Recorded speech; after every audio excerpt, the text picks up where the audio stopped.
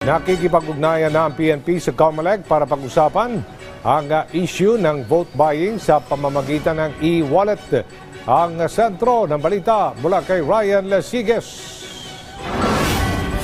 Sinimulan na rin ng Philippine National Police o PNP na repasuhin ang ilang suliranin tuwing sasapit ang halalan tulad ng misinformation at electronic vote buying. Sa isang ambush interview, sinabi ni PNP Chief Police General Romel Francisco Marbil na nakikipag-ugnayan na sila sa COMELEC para pag-usapan ang issue sa vote buying sa pamamagitan ng e-wallet. Bahagi ito ng kanilang kampanya para masawata ang problema sa Philippine politics na kinabibilangan ng guns, goons at gold. Gitang PNP Chief na maglalatag sila ng solusyon sa COMELEC para malabanan ang mga bantang ito. Babala pa ng hepe ng pambansang pulisya na may malaking epekto sa desisyon ng isang botante at nakakasira ng reputasyon ng isang kandidato ang problema sa vote buying at fake news.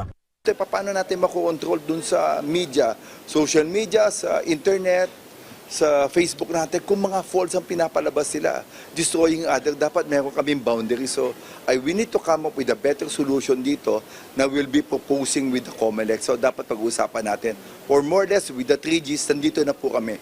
We're just finally will be having it appear yung 100 days po.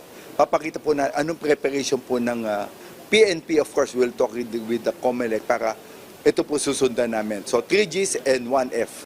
May babala naman si Marbil sa mga pulis na magpapagamit sa mga politiko ngayong nalalapit na halalan. Wala na, hindi.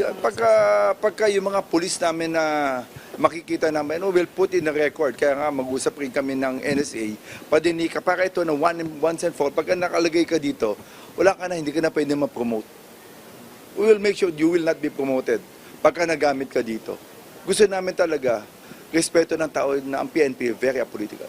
Plano na rin ng PNP na magdagdag puwersa ng kanilang deployment sa mga election hotspots para matiyak ang maayos at payapang halalan. Sa ngayon, naabot sa mahigit 6,000 checkpoints ang inilatag ng PNP sa buong bansa simula noong January 12 para sa May 2025 national at local elections. Bahagi ito ng strategic measures sa peace and security concerns para sa nalalapit na halalan. Mula dito sa Campo Crame, Ryan Lesiges para sa Pambansang TV sa Bagong Pilipinas.